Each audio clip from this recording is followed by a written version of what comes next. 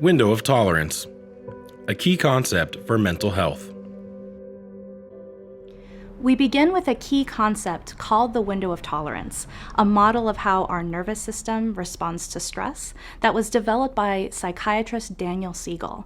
It is a fundamental tool for getting to know ourselves better, what our emotional tendencies are, and how to help ourselves when we feel distressed.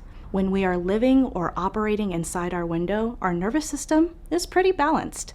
It is the state of mind where creativity, learning, playfulness, and relaxation can exist, and we feel like we can handle life's moments with grace. A car in front of us that seems to be driving purposefully slowly when we are late, our partner's clothes tossed all over the floor, a friend who has texted to cancel a date for the third time. The window of tolerance can get wider or narrower. And one way that people describe having a narrow window of tolerance is by stating, "I am at the end of my rope." Being able to identify and communicate the point of being at the end of your rope before losing control is the crux of emotional regulation. At this point, we are still in our window of tolerance, but it is getting anxiously narrow. Getting to know ourselves and the very personal techniques that keep our window wide helps us stay regulated and healthy. We are all different with unique circumstances and physiology that affect our tolerance levels.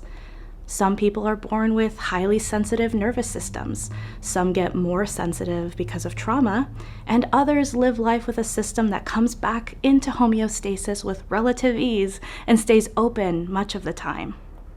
When we become overwhelmed by our emotions, we lose control because our ability to cope narrows, and we move outside of our emotional window of tolerance. At this level of stress, our nervous systems go into hyperarousal or hypoarousal mode, which is often described as fight or flight, or freeze or submit, respectively. These modes are shown in Figure 1 as red zones, above and below our window of tolerance. When we are outside our window, we cannot think straight and we are very reactive. This level of stress may happen when we are very hungry, tired, angry, or scared. This is an adaptive response to danger that allows us to react without thinking in situations of extreme danger. But in the modern world, we often go into fight, flight, freeze, or submit because of chronic stress or events that are not life-threatening. During these times, we honk incessantly at the car in front of us, snap at our partners, and text something we regret to a friend. The difference between these scenarios is not the events happening to us, but whether they shift us outside of our window of tolerance once they occur. Dr. Siegel uses the following example. When you take a spoonful of salt and mix it in a glass of water, the water is gonna be pretty salty.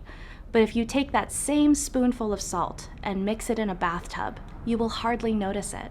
It is not the amount of salt or the problem that changes, it is the size of the container.